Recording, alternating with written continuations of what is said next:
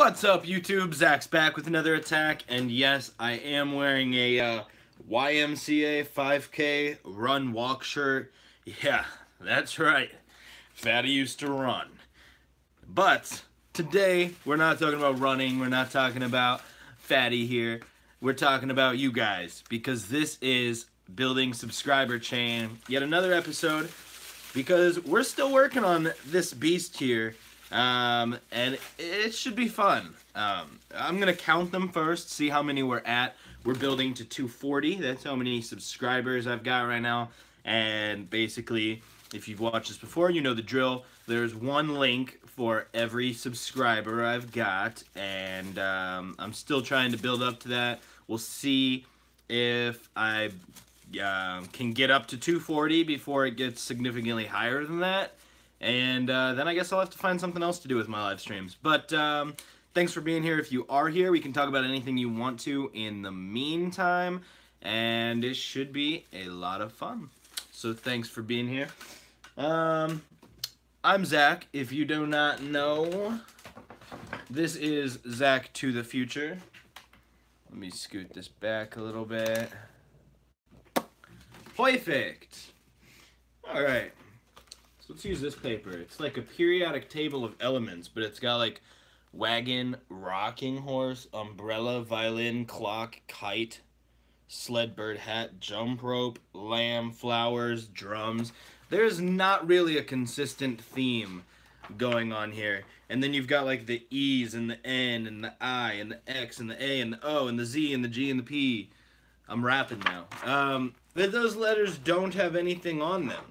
So, I don't really understand what's going on there. Anyway, if you were watching last week, you will know that I had a piece of paper that I didn't really want to use in this, and that is of a typewriter. I think that's super cool. This next page is also of a typewriter, of the keys specifically zoomed in very, very close. So that's actually a pretty cool picture too. I'm a fan of old keyboards. Old typewriters, things like that, old radios. I'm very into writing and music, and it's kind of a good crossroads of everything.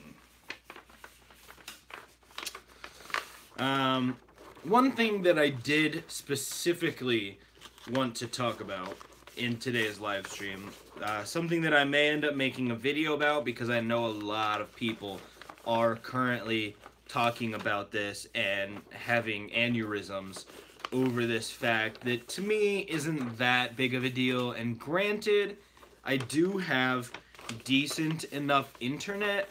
My internet's not great, but I mean, I watch Telos of Tech and the Telos of Network, and also follow John Prosser.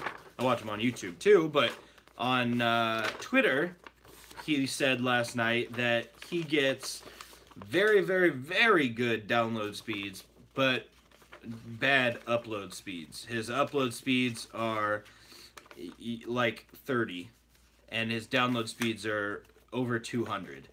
So there's something not right there. Mine are more like 100, so that's really good. I don't need the fastest download speeds, but I love having good upload speeds, and 100 is still not bad for upload speeds, or download speeds, I mean. So, where was I going with this? I don't even remember. Anyway, my internet's really good, so I remember where I was going with this. Spyro the Dragon is a game that I used to love as a kid, and I'm sure it's still hella fun today. Let's be honest. A fun game is a fun game is a fun game. Now, they remade the Crash Bandicoot trilogy and released it on the PS4. And the thing was, they put it all on one disc. You could get all 3 Crash games on one disc. You go to the menu and select one, and you're golden. This new Spyro game, however, they only put the first game on the disc. The other 2 games, you actually have to go online and download them before you can play them. like from scratch. Now, I don't love this idea. Let me say that. While it's not as big of a problem for me, because, well, for one, because I don't have a PS4 yet. But for two, I have good internet. So that affects me a little bit less than people who don't have fast internet. But I don't like this idea because it takes up a lot of time is the biggest thing. You know, when you first buy a game, if your favorite game was Spyro 3, you shouldn't have to jump through hoops to go online and download Spyro 3 and then be able to start playing it after a couple hours of it downloading. That sucks. You'll have to play Spyro 1 in the meantime. And it seems like they've really, really polished Spyro 1. All of the trailers and stuff pretty much seemed like they heavily focused on the first Spyro the Dragon game. So maybe that's part of the reason why they're doing this. Activision actually came out and gave a statement, but they completely beat around the bush. I mean, come on, Activision. You guys really need to learn to don't burrito around the bush. That's all I'm saying. Don't burrito around the bush. And they said, essentially, every game that comes out these days requires day one updates. And it's like, okay, but we're not talking day one updates. We're talking about day one, download this whole game that you just bought a physical copy of. And you're only getting a third of the game actually on the physical copy. That sucks. So, anyway, time. That's the biggest thing. Because you don't want to have to play Crash 1 as like a Spyro 1 as a bit of a time waster while you wait for 2 or 3 to download if that's what you're trying to play. Also, it takes up a lot of room. Whole games do take up a ton of room, and I know that we're kind of in an age where Xbox Ones and PS4s come with decently sized hard drives so that this is less of an issue. They don't want you to have to worry about downloading games, but the fact of the matter is they can still only hold so much. You can still only get so much data onto a hard drive, and if you've already downloaded some games, it's possible that your hard drive's already full. And that sucks, you know? You don't want to buy this game and only be able to play the first one or delete other games on your console. That's terrible. That's one of the main reasons why people like to buy physical copies. I mean, when Kingdom Hearts 3 comes out, you can bet your butt I'm getting the physical copy. One, because I want to play it immediately. I want to get home from the store the day it comes out the morning and pop it into my PlayStation. I'll buy a PlayStation 4 by then, hopefully, and be able to start playing it because that's my favorite game. You can see all my Kingdom Hearts stuff back there. And, ooh, that's a cool picture too. Anyway, I'm easily distracted, I'm sorry. So, if I can't do that, I'm going to be pretty bummed. And so the physical copy is the way to go. If there's DLCs, if there's day one updates, you know, that's pretty quick and easy. You know, you got to do what you got to do. It just uploads, downloads, you know what I mean? And then you can get to playing. Whereas downloading an entire game is pretty time consuming and not really what people want to do, especially right after going to the store to buy it. It's one thing if you're buying it completely digitally, but if you're buying it all on a disc and you still have to download the content, that's pretty terrible. So here's what I say. I think that Spyro 1 is the only game on the disc of the trilogy because it is the most polished. I think that Activision maybe wanted to make sure that they didn't have to delay the game. A lot of you know that game delays kind of suck, and if they can avoid that, they'll probably try to do whatever they can to avoid that. It's a little easier to avoid with a game like Kingdom Hearts 3 because it's one big game. It's one massive thing that you just put it all on a disc and send it out. Whereas Spyro here, you've got Spyro 1, Spyro 2, and Spyro 3. If you like darkness and hanging with Heartless, then you are not Sora, but you may be looking for a channel to watch. Zack to the Future. Hey, how's it going? Have you heard the new theme song, Billy the Kid? Hopefully you like that. I always feel weird changing my theme song because I don't know if people like it more. All right, Billy. I'll try to stop that. Unless right now I just said, okay, Smoogle. Did that do it? Or did me saying Smoogle kind of throw it off?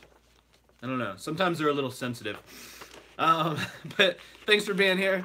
Hopefully you're into video games a little bit, because right now I'm talking about how I think that Activision only put Spyro 1. They are releasing Spyro 1, 2, and 3 for the PlayStation 4 and Xbox, I think. Definitely the PS4, though. But on the disc, Spyro 1 is the only one that's on there. You have to go online after you buy the disc and download Spyro 2 and 3. I think that's because they have polished the first one so much that they have to either delay the game to make sure that by the time they're printing the copies of the disc, that Spyro 2 and Spyro 3 are ready and good enough that you're gonna want to play that day one. Because once you print the disc, that's it. You're done. I've switched rooms, so my Google Home is not in here at the moment, and dude, Kingdom Hearts is my favorite game ever. Me too. I love Kingdom Hearts. Great game. I don't know how well you can see it back there, but I've got like a Mickey, I've got a Halloween Town Sora, I've got all the Kingdom Hearts games right there. I know it's in the background and kind of hard to see, but yeah, that's my Kingdom Hearts shrine, I guess. I don't know, that sounds creepy. It makes me feel like Helga from Hey Arnold when I'm worshipping Sora.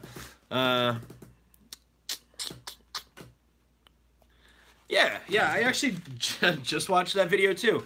And I left a comment there basically explaining this because a lot of people have been complaining about Spyro, and it's really bumming me out because I feel like this is a good thing at the end of the day. I feel like it sucks that it has to be this way because downloading games takes a lot of space on your hard drive of your console, as well as taking a lot of time, not only to download, but also the time that you have to waste playing another game. If you, Helga Pataki, hell yeah.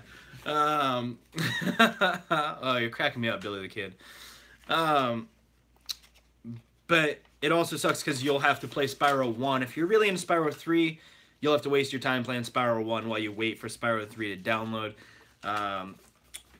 And I think that's just because they don't want to delay the game, so instead of making you wait so that they can print all 3 games on the disc, they would rather just print the first game on the disc because that was already 100% completed. They probably started with the first game and then started hardcore development on the second and the third. Granted, games always have some intermingling, multiple teams working on the project at the same time, but it is a matter of...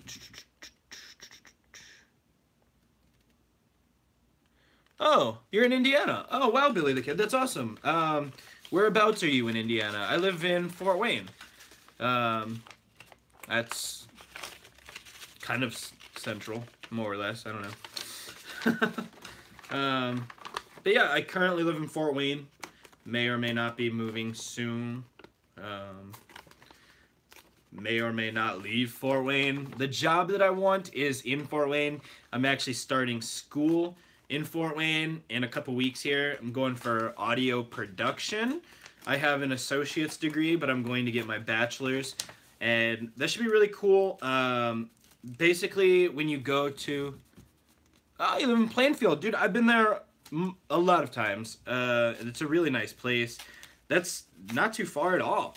Yeah, maybe we can meet up. Do you make content at all? Maybe we can collaborate on something. Talk about something Kingdom Hearts related. I know that my channel isn't as Kingdom Hearts centric as it used to be. For a while there, I was trying to do only Kingdom Hearts content, but that wasn't working. There's a lot of people on YouTube who are very, very good at Kingdom Hearts content. Not only Gamers Joint, but I mean Amazia is starting to grow. All the Key Keepers, and you've got, what is it, Keyblade Sarah. Man, it's just a community that popped. And I make content sometimes. I have been slacking in the past year because I got a job doing video editing for another YouTube channel, and that takes up all my editing time. Oh, okay, wow, well, that's exciting. Is that something that I'm able to ask what that channel is that you edit for? I would love to do a quick little shout out. I know my live streams aren't as popular as some of my regular videos. Blind Wave. Okay, I will definitely check that out right after this live stream. Yo, yo, yo, says James Garrett. What's up, man? How is it going?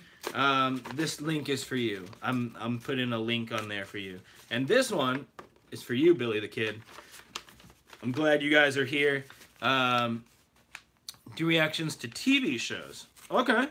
Well, that sounds exciting. Is that somebody you know in real life, or how'd you end up connecting with them to be able to do that? I think it's super interesting. I was grocery shopping when you messaged me. Okay, yeah, there was a chance James was going to be on this live stream, but he ended up being grocery shopping. So I'll hit you up later, man. If anybody watches this and also watches the Bite Size podcast, this is something I will have to talk to James about in just a second, which I know I said on the last live stream too, and still haven't gotten around to talking to him yet. But basically, the next Bite Size podcast is going to be probably a little bit closer to noon, because I have to work, to be honest. I got a lot going on with work and school, and I definitely want to keep daily. I'm not trying to change my YouTube schedule as much as possible, but you know, times may change as far as live streams and the podcast, just because I can't schedule things around too much. But once I get onto a consistent schedule and everything gets going, it should be really good. Let's see, I know that Billy the Kid was a big fan and they needed editors. They were aware of me by a video I made supporting them, and so I applied and it worked out because they knew of me. I think they live in Ohio. Oh, okay. Well, that is very exciting. I can't wait to check out their channel. This has been about 18 minutes. One other thing I did want to say is that my live streams are probably going to only be about 30 minutes, more or less. And not only because I want to go watch Blind Wave, but also because the Bite Size podcast is going down to about 30 minutes.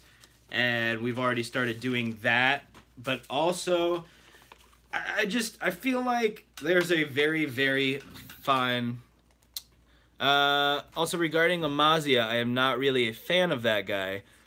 That's a common opinion in the community. We've butted heads, and I find him very disrespectful.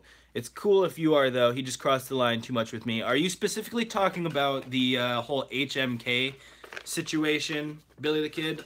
I do feel like he's got some things that he needs to work on.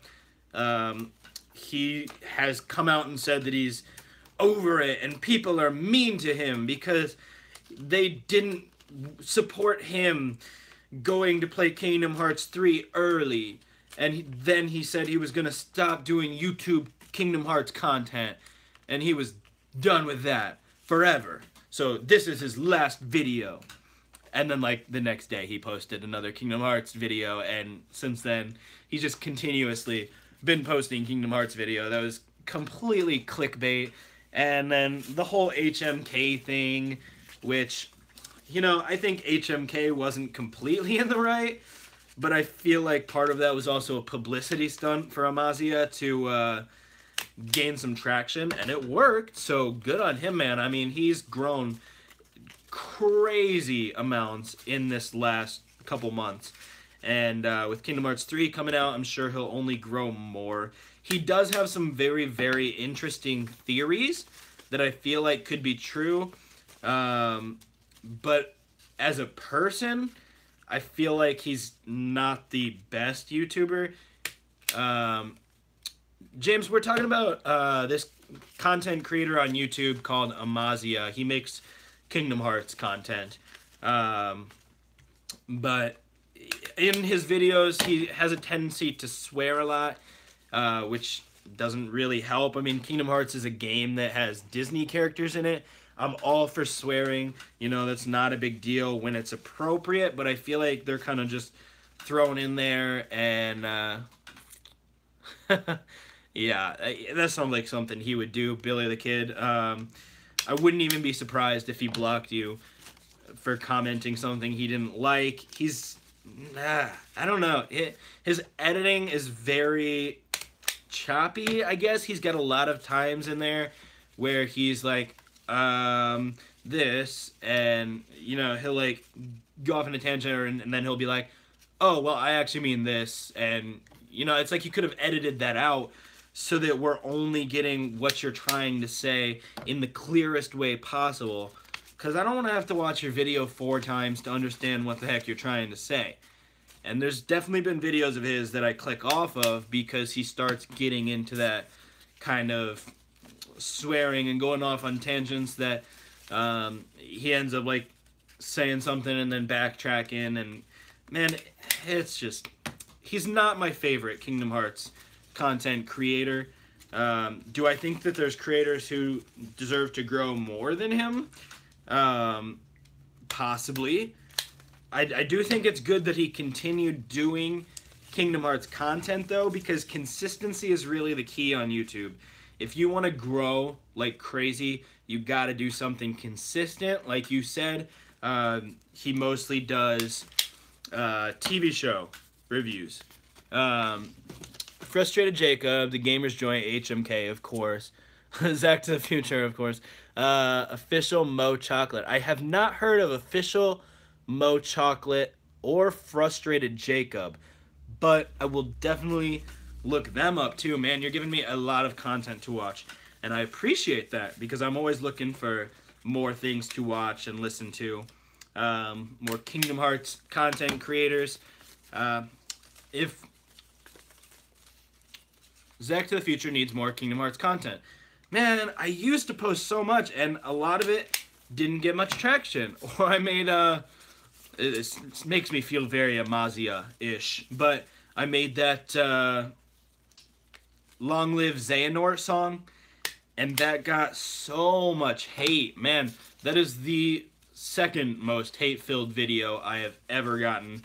The first being my Boogie 2988 video, and a lot of people really hated that just because they hate Boogie, but it was less personal attacks on me versus personal attacks on Boogie, whereas that Long Live Xehanort song, woo, that was a lot of attacks on me, just saying the song sucked, my singing sucked, my rap was stupid, and granted, it was kind of stupid. It was supposed to be fun and silly like Kingdom Hearts, but, you know, it's whatever. James said that I play too much Kingdom Hearts to not make content. You know, I will probably get into a little bit of content again because I really do love the games, and there's something that's easy to talk about. I just don't want to saturate the market, and I feel like there's things that I can do more effectively that aren't really being done on YouTube. I mean, it's harder to pinpoint my channel, but it's easier to watch some of my videos because if you're really into Kingdom Hearts, you'll watch a bunch of stuff that The Gamer's Joint does. But if you are really into comedy, it's more or less hit and miss with The Gamer's Joint because some of his stuff is super funny. You know, when he swirlies himself or pours a gallon of milk on his head, you know, that's hilarious. But when he's just talking about random news, that's not as funny. It's just more informational, and you're not going to be as into that. Whereas some of the comedy stuff I do is stuff that nobody else really does on YouTube, and so I really try and, like, stick a pin in that and be able to say this is what you can expect. You should watch Sly Fox play Kingdom Hearts, James. That's another creator I have not heard of, but I will look it up. Um, let's see. Billy the Kid said, exciting thing. By the way, I'm serving as co-producer on an upcoming documentary for Kingdom Hearts 3 called The Road to Kingdom Hearts 3. Is that like a Everglow just put out a, what is it, like 30 videos that are all about Kingdom Hearts. It's a bunch of like videos leading up to it and the history, the backstory, all that. Is that kind of what it is, or is it more like somebody playing Kingdom Hearts, or what exactly is that project? I'd be interested in watching that when it's done too, because it sounds weird probably, but I enjoy watching Kingdom Hearts content more than I enjoy making it, because people are so on it. People get that scoop that's so hard to be the first to get to. And even if you are the first to get to, once Jared makes a video for the Gamers Joint, you know, he blows you out of the water and no one cares about you anymore because Jared's got a video. And I'm sure HMK feels that, even though he's such a big creator. I know that Amazia feels that from all the key keepers, and Jared's the biggest of the key keepers, so I know that that effect is definitely felt. So I can relate on that level. Billy Kid says, it's going to be an hour long, maybe longer, retrospective on Kingdom Hearts and its fans, leading up to the release of Kingdom Hearts 3, and will release 5 days before the Japanese release of Kingdom Hearts 3. That's awesome, man. One thing that is Kingdom Hearts related that I think you should check out. Yes, there's going to be music this Friday, James. It's going to be Kaylee, which you already know, but it's the poppy remix version. And then there'll be more music every Friday from here on out. At least music-related content, but there's at least 4 songs in the bag waiting to be posted. So, for the next couple weeks at least, there will be music. Shoot, I forget what I was saying before that. Sorry. Oh, yes. There will be something Kingdom Hearts related coming to my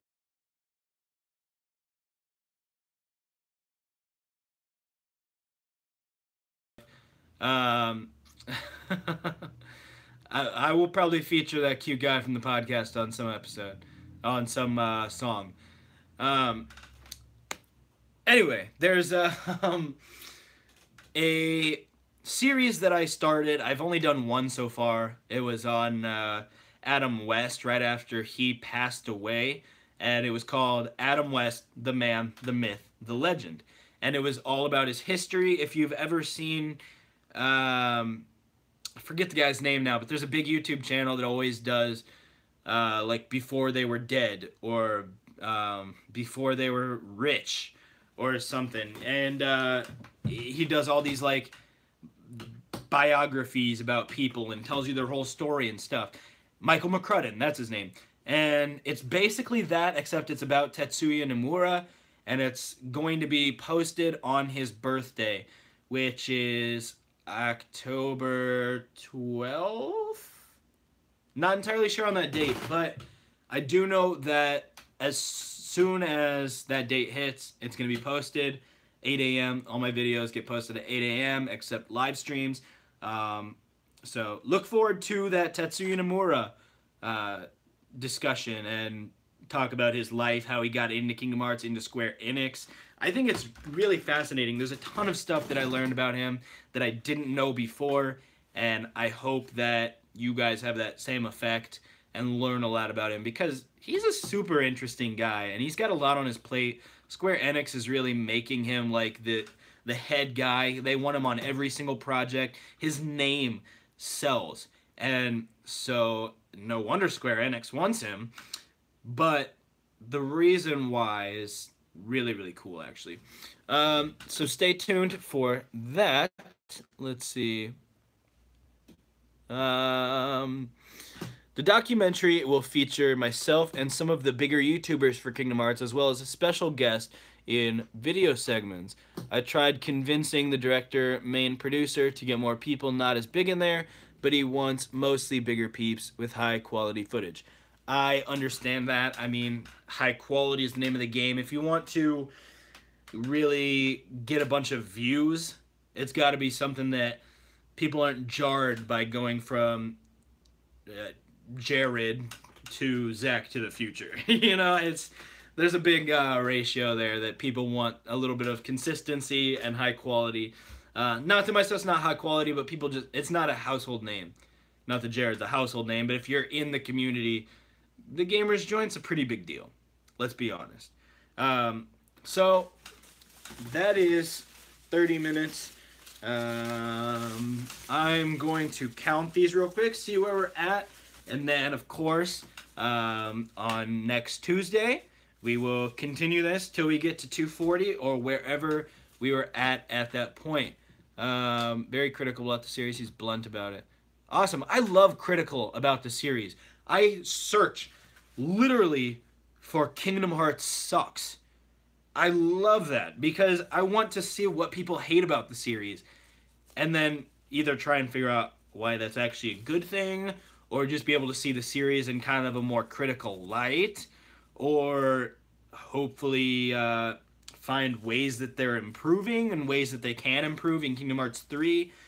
But if I'm listening to somebody reinforcing my beliefs that Kingdom Hearts is great, then I'm not getting anything out of that. It's not fun, you know? It's just somebody saying, Kingdom Hearts is fun. And I'm sitting here like, yes, Kingdom Hearts is fun.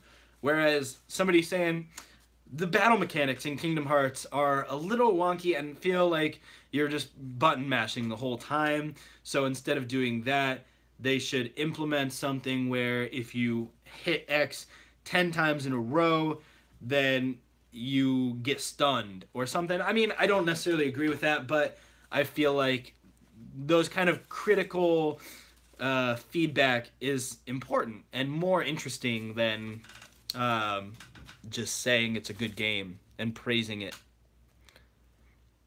Definitely, I will check out Frustrated Jacob. That sounds like an awesome channel. My favorite thing he does is a playthrough on a channel called Research Runs. Okay, he does his own playthrough, not on the channel, takes pages of notes on it, then plays it on the channel with his friend Joey. And Joey's never played the game, so it's entertaining as fuck to hear the critical research guy plus Joey's reactions. That's awesome. That sounds super fun. Yeah, I really like PewDiePie's playthrough of it too, but he stopped doing it. I'm always looking for somebody good to just kind of put that on and just watch it when I don't have time to play it, or even just listening to it. People's commentary is super fun to listen to, and I've played the game so many times I can basically visualize everything that's going on anyway. So anyway, we got 1, 2, 3, 4, 5, 6, 7, 8, 9, 10, 11, 12, 13, 14, 15, 16, 17, 18, 19, 20, 21, 22, 23, 24. Oh my god, it's getting heavy. 25, 26, 27, 28, 29, 30, 31, 32, 33, 34, 35, 36, 37, 38, 39, 40, 41, 42, 43, 44, 45, 46, 47, 48, 49, 50. This one's for you, Billy the Kid. Number 50. 51, 52, 53, 54, 55, 56, 57, 58, 59, 60, 61, 62, 63, 64, 65, 66, 67, 68, 69, 70, 71, 72, 73, 74, 75, 76, 77, 78, 79, 80, 81, 82, 83, 84, 85, 86, 87, 88, 89, 90, 91, 92, 93, 94, 95, 96, 97, 98, 99, and 100. This one is for you, James. This one is for Eric Williams. 101. This one's for Alex J. Brimmer. 102. 103 is for Edgy Daniel. I believe I'm on 104 is for Razi Ismail. That is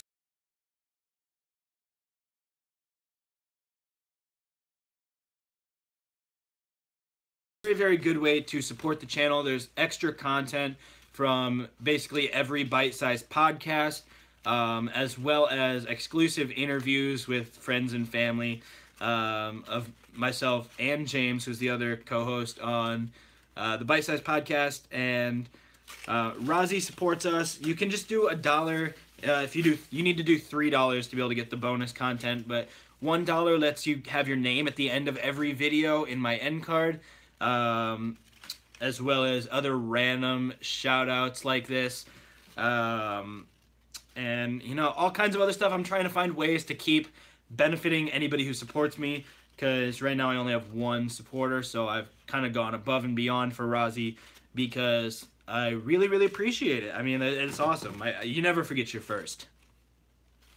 105, 106, 107, 108, 109, 110, 111, 12, 13, 14, 15, 16, 17, 18, 19, 20, 21, 22, 23, 24, 25, 26, 27, 28, 29, 30, 31. 131! Okay, so we're just about 100 away from finishing this bad boy. It's getting pretty obnoxiously long, which I love. I'm a big fan of obnoxious. Whoa! Okay. And it's still gone. And it's still gone. Okay, so here's my subscriber chain. Thank you for all of you people who are part of this. All you subscribers who are in that spaghetti mess. I love you all.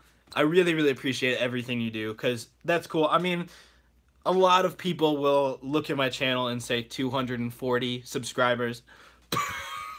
That's nothing. But did you see that? That was a lot. And that's 100 less than I actually have. So when it's personified like that, it's just crazy. I can't believe it. Let's see. Jacob made me learn a bunch of stuff about the games I didn't already know about it too. I learn something new every time I watch his playthroughs. Oh, that sounds cool. That sounds like definitely something right up my alley. Don't ever stop your content, bro. I really enjoy it and hope we can have lunch or something one day if we are not busy. That sounds great, Billy the Kid. I would love to maybe even collaborate on a video or something, like I said. If that's something you're comfortable with, Plainfield is super close, and to be able to meet up and have lunch or do something sometime sounds really, really fun to me. So, yeah, we'll stay posted on that. You stay awesome. I'm keeping up my content, man. I'm going every single day. Tuesday and Thursdays are going to be live streams, with every other Thursday, including 2 days from now, being the Bite Size Podcast. That's always a lot of fun. Very exciting, with James as the co-host, which keeps things fresh. We'd have to do it at your place if so. My grandmother's weird about people being over here. Shoot, we don't even have to do it at someone's house. We can go make a collab at the mall or something. I don't know. There's got to be something around there that we can collaborate, make a video at. Specifically check out their Agents of S.H.I.E.L.D. 5-4 video. I guess star in that one. Okay. Awesome. Yeah, I'll definitely check that out, man. But yeah, Friday's our music. Wednesday is Hump Day Motivation. And then Monday and Saturday and Sunday is a little bit of whatever. You know, there's a lot of cool stuff. There's actually a video that I'm filming soon that I'm very, very scared to film, where I eat a spoonful of wasabi. If you're familiar with wasabi, it basically burns your brain out. It blows the back of your head off, and it's so hot. It's terrible, and I'm scared, but I'm gonna do it for the YouTube. So hopefully you guys enjoy that when it comes out. It's gonna be a couple weeks still, but I'm gonna film it real soon here. Trying to keep up on all this content so you guys have something to watch every single day. But in the meantime, guys, thanks for watching. I've been Zach. Don't you do crack. Do a little bit of Kingdom Hearts and do that subscribe button. I think that would be pretty nice. And I will catch you